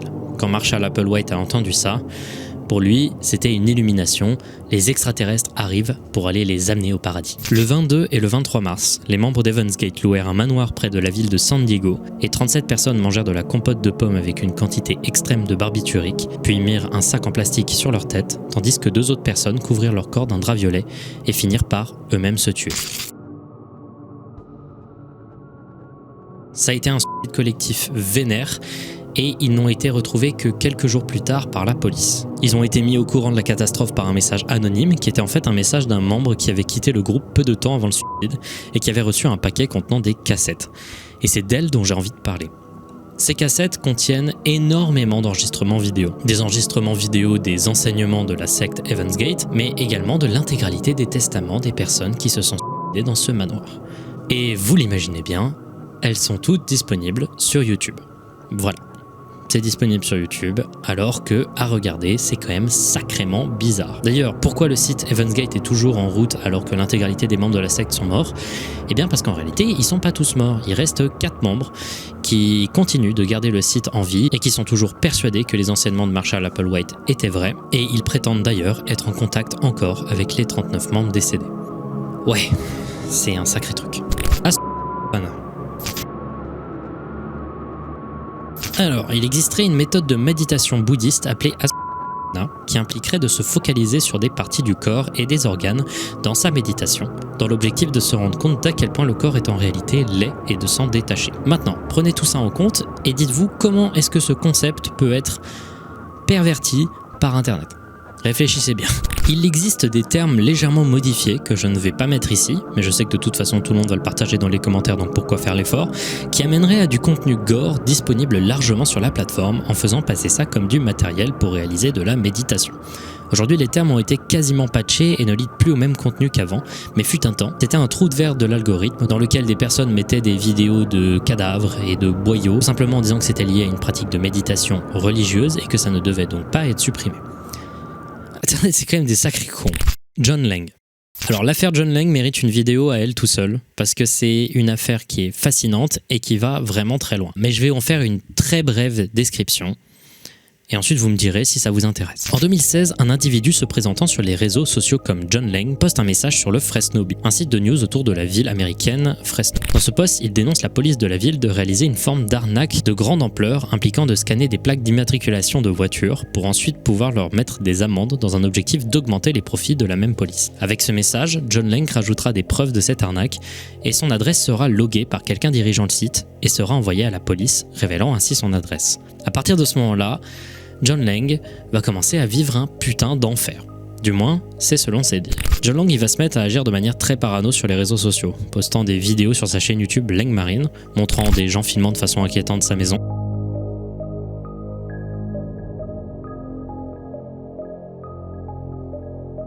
Ou alors des gens passant plusieurs fois de suite.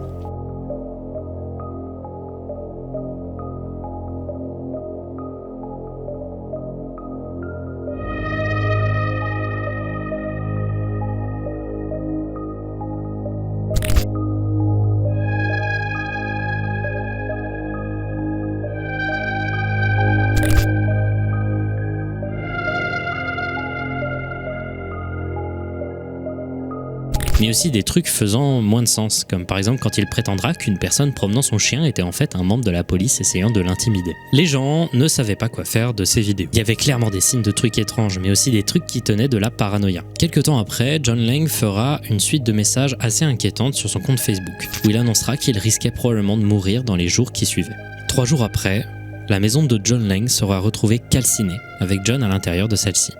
Plusieurs journaux partageront l'information qu'il aurait été également poignardé, mais la police réfutera ces informations et dira que c'était un suicide. Apparemment, des jours après sa mort, des policiers furent filmés à multiples reprises se baladant autour de sa maison, éloignant toute personne voulant voir la scène de crime. Troublant, hein? Un jour j'en parlerai, peut-être, mais dites-moi ce que vous en pensez. One potato, two potato.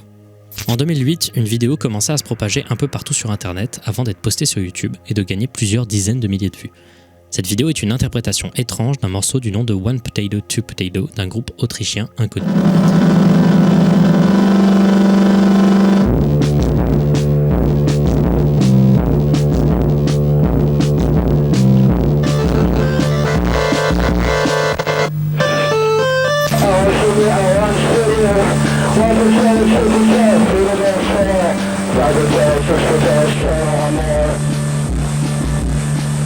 La légende dirait que la cassette aurait été vendue aux enchères sur eBay et qu'elle serait l'enregistrement perdu d'un groupe qui aurait embauché 7 femmes pour tourner dans un clip et qui l'aurait tué avant que le leader du groupe se suicide à la fin de la vidéo.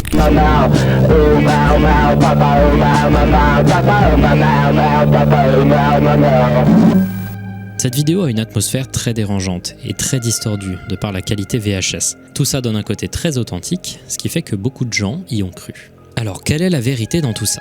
Eh bien, revenons en 1988, où un groupe de garage rock du nom de The Mummies commence son acte. Vous pouvez reconnaître leur costume par rapport à la vidéo. C'est assez cohérent. Dans leur set live, on trouve une performance en 1990 d'un morceau du nom de One Potato, Two Potato, qu'ils jouent ici à la télévision. C'est une cover d'un morceau du groupe très peu connu, The Elite. Alors du coup c'est résolu, il s'agit d'une vidéo faite par le groupe The Mummies. Sauf que non, le groupe The Mummies n'a jamais fait cette vidéo et en plus de ça c'est sorti à un moment où le groupe était apparemment séparé. Le 9 octobre 2016, un individu du nom de Albert Dirt expliquera être à l'origine de la cassette. La vidéo One Potato to Potato est en fait un clip qu'il a réalisé pour son projet Lost Home Recordings, un album disponible notamment sur Bandcamp de morceaux très lo-fi, qui contient notamment One Potato to Potato. L'apparition d'un personnage ressemblant à The Mummies est en fait un hommage. Ce mec il est ultra passionnant, Albert Dirt il fait plein de trucs super bizarres et son style musical, le synth punk, est plutôt rigolo à écouter. Donc en gros, pas de gens morts, juste une légende fabriquée pour un projet artistique, mais néanmoins je trouve que la vidéo a toujours une atmosphère assez creepy, plutôt bien réalisée. Bouge 731, Stalker. I don't want to be friends. There's nothing you can do to convince me. But why? Because you make me uncomfortable. Because I don't want to be near you. Because you touch me, you talk to me, and I don't like it. Vous êtes en train de voir une conversation entre un utilisateur du nom de Bouge 731 et un homme qui le stalkait en 2011. You followed me to my car a lot. How does that not make me uncomfortable? La chaîne Bouge 731 est une chaîne YouTube toute simple où a été partagé des sessions sur le jeu Celtic Crusader. Mais au milieu de tout ça, on trouve 4 vidéos. 4 vidéos montrant le calvaire qu'a vécu ce youtubeur quand il s'est retrouvé en face d'un véritable stalker. Il explique dans la vidéo à travers des textes que cet homme le suivait depuis des mois et lui demandait systématiquement s'il pouvait être ami. Si au début il lui répondait gentiment que non mais restait civil, au fur et à mesure du temps, les choses se sont escaladées. Il va commencer à lui demander des questions sur les trains qu'il prenait pour aller au travail et il trouvera même le numéro de son travail sans jamais que Bouge 731 ne sache comment il a fait. Si cette vidéo était plutôt inquiétante voire triste, les suivantes le seront tout autant. Il va poster une courte vidéo du stalker prenant le même train que lui quelques jours après. Il filmera le stalker le suivre alors qu'il sort du train en filmant au-dessus de son épaule.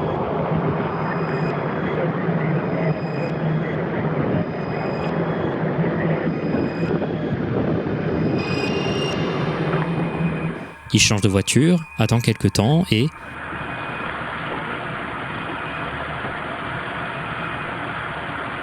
l'homme s'assoit à nouveau à côté de lui. Il y a une véritable obsession. La dernière vidéo sera postée quelques jours après, et ce sera une de leurs dernières interactions.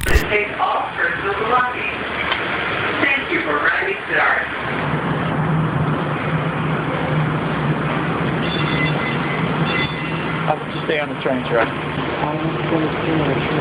And that's good. Get on. Stay on. Gerard, stay on the fucking train. Stop following me. Can you get him to stop following me, please? Okay, somebody to get off the train and somebody to stay on. Why are you following him? I don't know. C'est, je trouve, assez terrifiant comme moment. Il ne comprend pas pourquoi il se sent obligé de le suivre.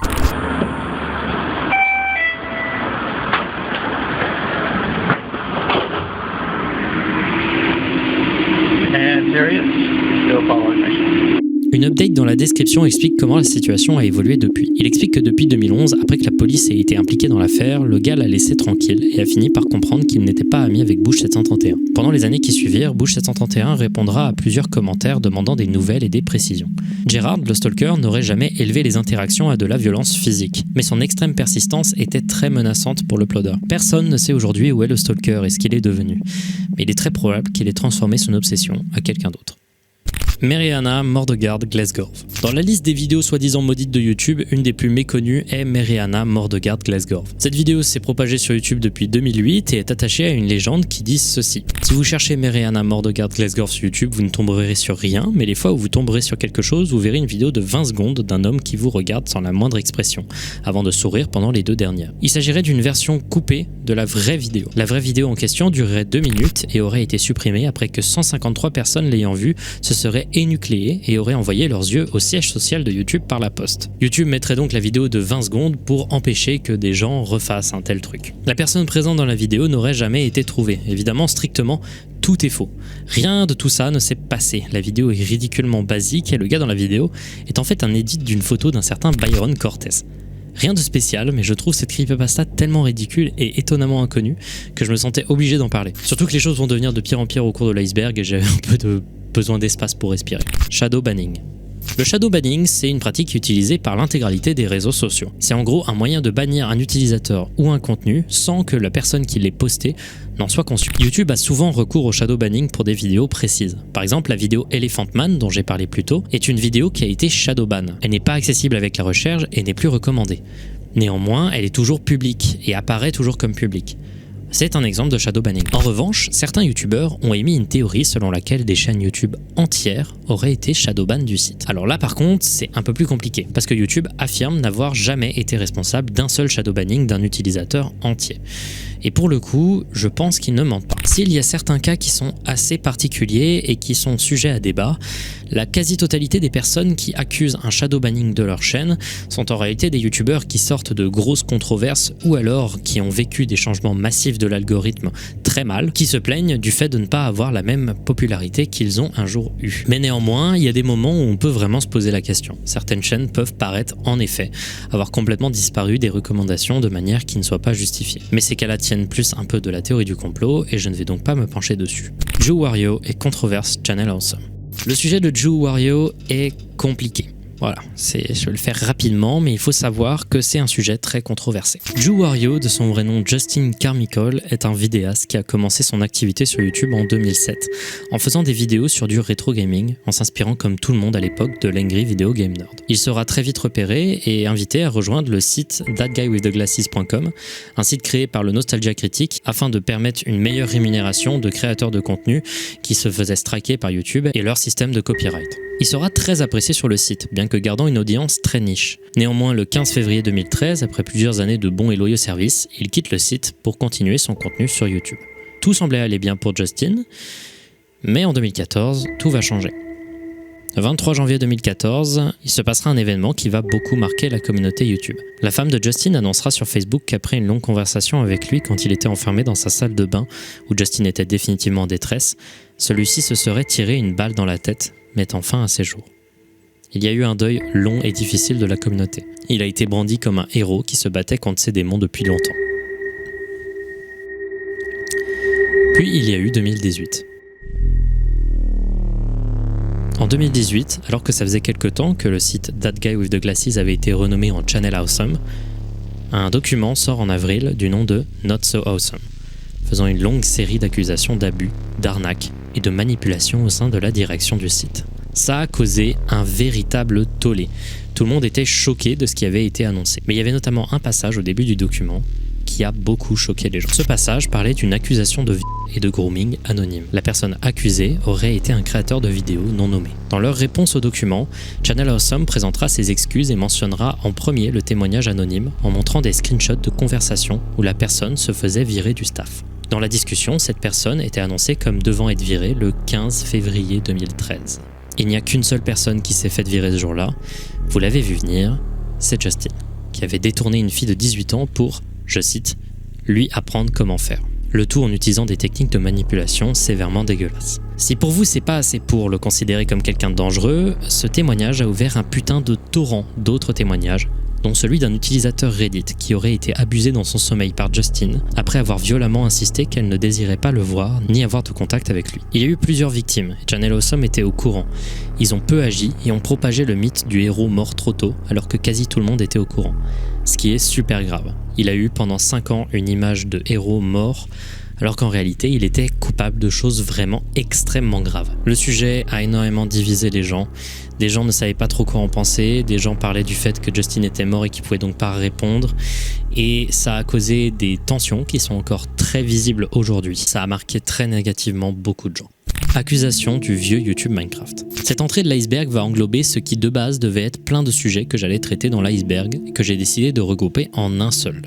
J'englobe ici le nombre inquiétant de youtubeurs Minecraft anglophones old school qui ont eu une descente aux enfers évidente due à leur comportement extrêmement grave. Je parle pas ici de tous les youtubeurs qui ont mal vécu la baisse de popularité autour de 2015 de Minecraft et qui ont vu leurs revenus chuter, ce qui a fait qu'ils sont tombés dans une dépression très publique. Ici, je vais parler du nombre inquiétant de très gros youtubeurs très importants du début de Minecraft sur YouTube, qui ont eu des scandales extrêmement graves, ce qui n'est présent que dans très peu de communautés. On a par exemple Popular MMOs, 17 millions d'abonnés, récemment arrêté pour violence domestique et agression contre sa femme. Ensuite on a Lionmaker, un cas très connu d'un youtubeur Minecraft belge pour enfants, accusé par plusieurs mineurs ainsi que leurs parents de détournement sur mineurs, et qui a également posté de la pornographie sur Twitter par haine envers son ex qui avait 15 ans à l'époque des contacts sexuels. Il a été arrêté pour ses crimes. On a aussi Jinbop, un autre youtubeur Minecraft arrêté en 2016 quand il était en chemin pour rencontrer une fan de 14 ans pour coucher avec elle. Skydo's Minecraft, 11 millions d'abonnés, accusé de violence domestique, agression, manipulation psychologique, négligence envers son enfant, le tout dans une descente aux enfers excessivement publique. Et il y a plein d'autres exemples. Peu de jeux vidéo et de sphères de YouTube Gaming a autant attiré la controverse et montré autant de descente de la part des créateurs. Ça peut être expliqué par plusieurs choses.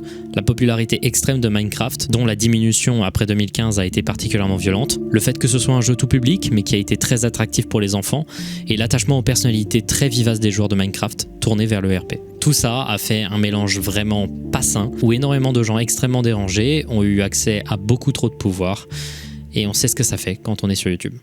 BibleFox. Hey everybody, BibleFox here. You're probably wondering what I'm doing. Well, I'm cutting off my daughter's legs. Vous êtes en train de regarder une vidéo du nom de A Furry Rebirthing par la chaîne BibleFox. On voit ce gars découper un mannequin pendant 5 minutes à la tronçonneuse en disant des trucs vraiment hyper alarmants et dérangeants.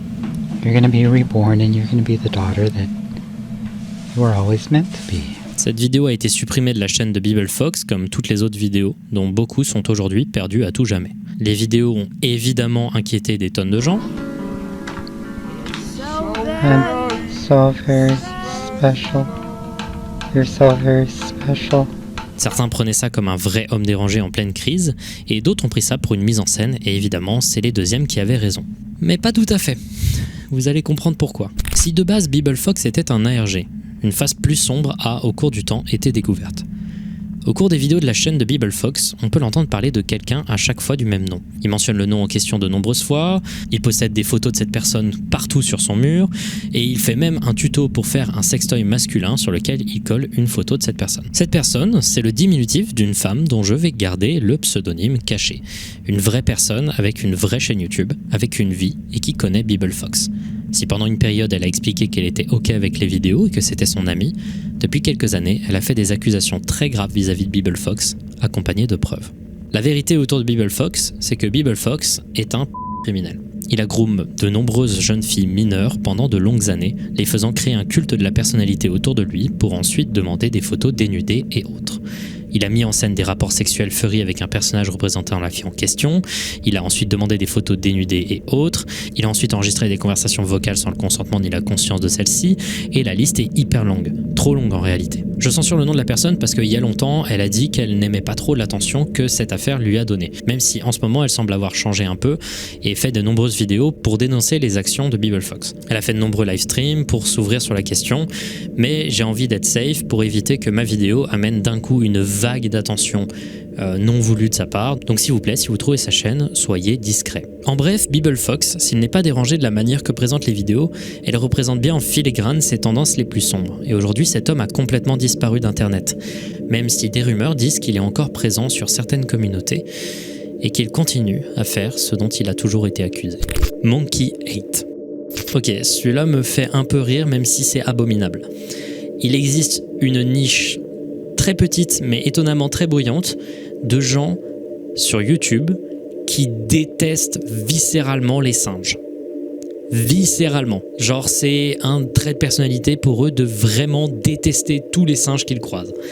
Et ils font des compilations, des playlists, des vidéos entières de singes qui se font mal, qui se font agresser sexuellement, torturer, qui meurent, qui ont des maladies, bref, ainsi de suite. C'est abominable. Et allez dans les commentaires de n'importe quelle vidéo d'un singe qui se fait mal et putain, vous allez tomber sur des choses mais inhumaines qui sont dites dans les commentaires. C'est un truc de ouf. Voilà, c'est un truc qui est assez connu, mais je trouve ça mais lunaire. Comme truc, et ça amène évidemment au poste d'énormément de contenu extrêmement grave, de cruauté animale et ce genre de trucs. C'est lunaire. M-Cave. En 2014, il y a une vidéo qui parlait de la zone 51 qui est sortie. La vidéo est pas vraiment importante. Ce qui est important, c'est un commentaire qui sera posté en dessous de la part d'un utilisateur du nom de Kennyvich, sous le pseudonyme SnakeBitMcGee. Commentaire qui dit ceci. Une fois, durant une de mes randonnées près de la base aérienne Nellis, j'ai trouvé une grotte cachée. L'entrée de la grotte était de la même forme qu'un M majuscule parfait. Je rentre toujours dans les grottes que je trouve, mais alors que je suis rentré dans cette grotte, mon corps entier a commencé à vibrer. Plus je m'approchais de l'entrée de la grotte, pires étaient les vibrations. D'un coup, je suis devenu terrifié et j'ai déguerpi très vite. Ce commentaire obtiendra un nombre très élevé de réponses. Tout le monde était intrigué et surpris de ce témoignage et voulait que Kenievich y retourne. Le 18 octobre 2014, Kenievich poste une vidéo où il montre ce retour dans le lieu où il avait trouvé la grotte et il se met à chercher pendant toute la vidéo. Well, here I am. La vidéo est en vrai assez divertissante. C'est une grosse randonnée, le gars est attachant, mais il ne trouvera pas la grotte dans cette vidéo. Well, I did not find the cave. That is so weird. I mean, I thought for sure I was just gonna be able to find it. I remember it being fairly easy. Le mois suivant, le 10 novembre 2014, il repartit chercher la grotte. Mais cette fois-ci, on ne le reverra jamais. Son téléphone n'a jamais réagi, on n'a jamais trouvé son corps, il a tout simplement disparu. Plus tard, sa petite amie de l'époque fera un commentaire long pour expliquer la situation. Elle racontera sa relation et expliquera que Kenny était un individu qui se battait contre une sévère dépression et des envies suicidaires depuis très longtemps. La théorie principale pour la mort de Kenievich est donc le suicide, surtout qu'il avait déjà dit dans le passé à sa copine que s'il se suiciderait, personne ne le retrouverait. Il avait également laissé sa caméra chez lui. Néanmoins, certains maintiennent qu'il serait peut-être mort lors de sa randonnée, en se perdant, ou alors il aurait été tué par le gouvernement pour avoir parlé sur un de leurs secrets. Des gens ont essayé de retrouver la fameuse M-Cave depuis la mort de Kenievich pour essayer de percer ce secret. On trouve notamment un youtubeur du nom de Sean Kana qui a réalisé une expédition dans le même endroit et qui pense l'avoir trouvée. En revanche, chose bizarre, elle aurait été recouverte de pierres lourdes pour obstruer son entrée. Et chose encore plus étrange, à la fin de la vidéo, on voit Sean Kana vomir tellement il se sent mal.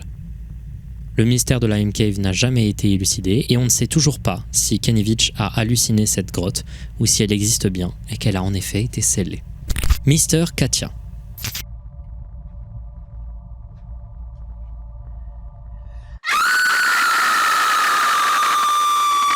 Cette femme qui crie, c'est Mr. Katia. Au contraire de ce que son nom semble indiquer, celle-ci n'est pas un homme mais bien une femme et elle a posté à ce jour 1688 vidéos. Katia est une femme possédant entre 50 et 60 ans, ce n'est pas très clair, et qui à une période a posté énormément de vidéos, parfois plusieurs par jour. La majorité du temps, on la voit pleurer et dire des choses incompréhensibles. Elle est ouvertement en situation de handicap, comme elle le précise dans la description de sa chaîne, et elle semble être britannique de par son accent, et c'est à peu près tout ce qu'on arrive à comprendre sur sa vie. Elle donne beaucoup de détails parfois sur sa vie, mais à chaque fois c'est très flou et parfois c'est assez incohérent. Il semblerait qu'elle ait fait plusieurs fois des allusions à de l'abus qu'elle aurait vécu durant sa jeunesse, et également qu'elle serait influencée par une force extérieure qui n'est pas précisée. Le fait qu'on ne sache rien à propos de Mr. Katia en fait une personnalité vraiment mystérieuse, de par la quantité de contenu qu'elle possède également. Mais il s'agit aussi de quelqu'un dont il n'y a pas beaucoup à dire, et je vous invite à parcourir sa chaîne, c'est assez troublant, et peut-être que vous trouverez plus d'informations de votre côté. Zach Ristord. Alors, celui-là je le mets là parce qu'il me subjugue, je le trouve phénoménal. Zach Ristord, c'est une chaîne de tutos sur les zizi. Et c'est pas une blague, c'est factuel. Zach Ristord fait des tutos pour apprendre à faire des trucs précis avec son zizi, notamment liés à la circoncision, en montrant son zizi. Il le montre. Tu vas sur YouTube, tu peux aller voir sa chaîne, tu verras des bits. Et en l'occurrence, ces vidéos sont publiques et ne semblent pas avoir vraiment de restrictions particulières. J'ai rien d'autre à dire sur le sujet, juste que le règlement de YouTube est quand même chelou et pas très cohérent parfois. Behind the Memes.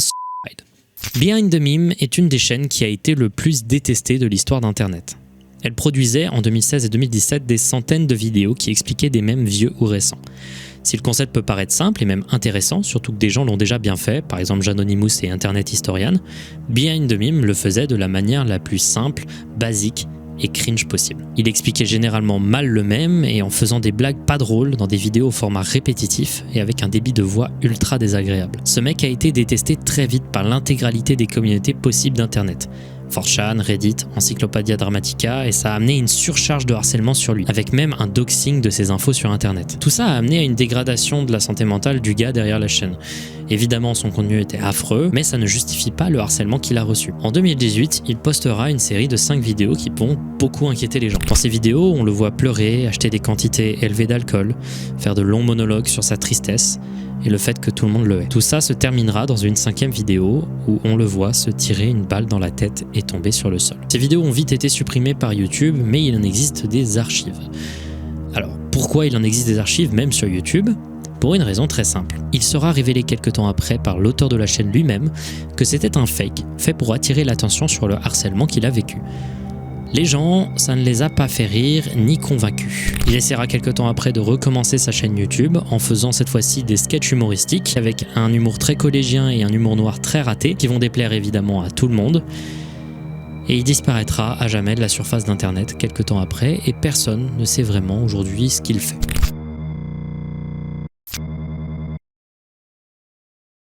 Zelda X Love 64.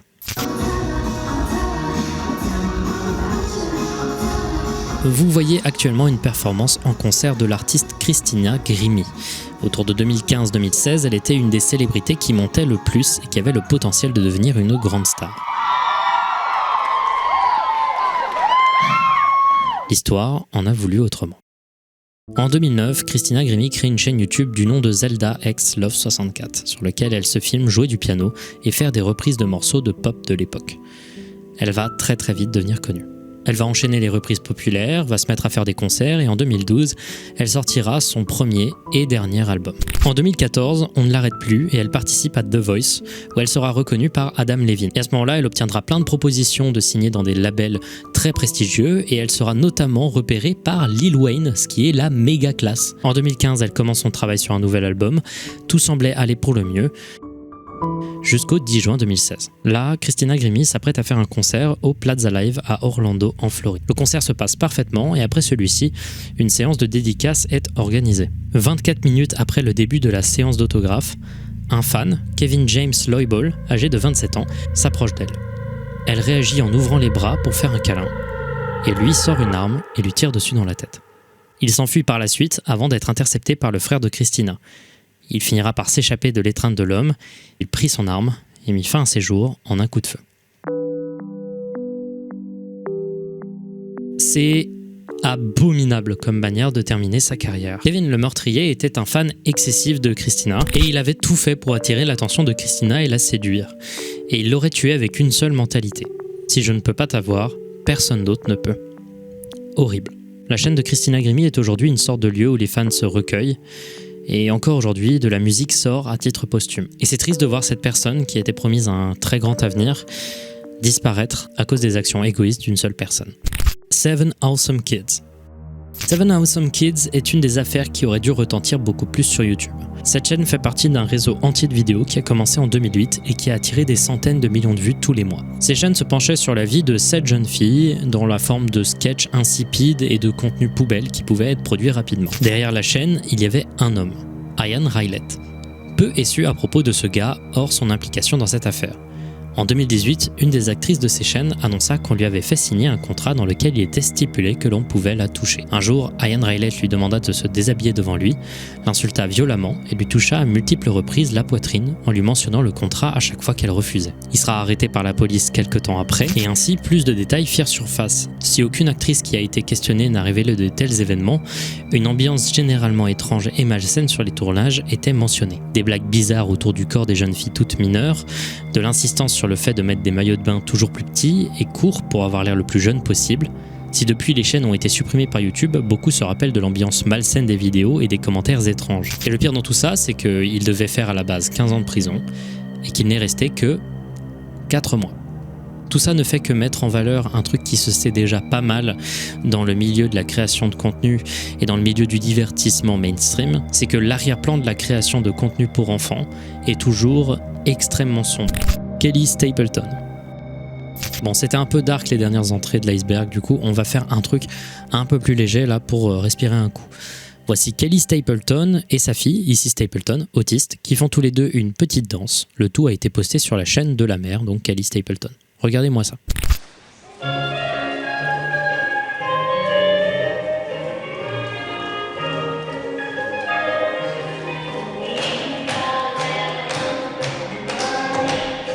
Bon, j'ai menti, c'est un des pires sujets de la vidéo. Ici, en 2000, quand elle n'avait que 18 mois, a été diagnostiquée sur le spectre de l'autisme après que des médecins aient remarqué un renfermement de l'enfant sur lui-même.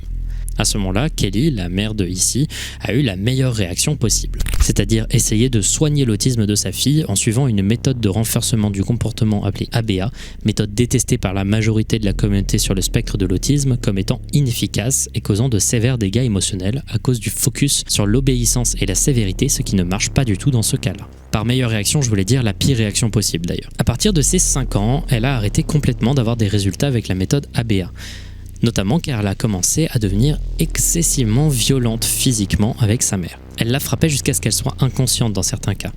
Et on va mettre ça de côté pour la suite. Au fur et à mesure du temps, Kelly Stapleton continuera à poster des moments de vie joyeux avec sa fille sur sa chaîne YouTube. Tout ça a été fait malgré le fait que la situation familiale était ultra conflictuelle. Kelly va également commencer un blog quelques temps après où elle va parler de sa vie de mère d'une fille autiste et notamment toutes les difficultés qu'elle vit. Beaucoup de gens vont remarquer des problèmes sur ce site. Des problèmes qui sont étroitement liés avec la manière dont communiquent certains parents d'enfants autistes qui sont extrêmement validistes. Beaucoup de parents d'enfants sur le spectre de l'autisme vont suivre ce blog et seront choqués quand ils verront des messages où elle parlera de comment elle souhaiterait mourir et qu'elle était également persuadée du fond du cœur que sa fille allait la tuer. En même temps que ça, elle postera une vidéo le 11 juin 2013 d'elle se faisant agresser par Issy en thérapie comportementale.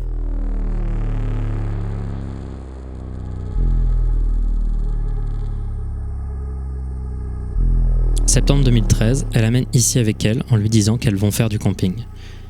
Là, elle lui fait ingérer une quantité importante de somnifères qu'elle avait cachés dans sa nourriture et s'endormit avec elle dans la voiture complètement fermée et non ventilée avec un grille à charbon pour l'empoisonner au monoxyde de carbone.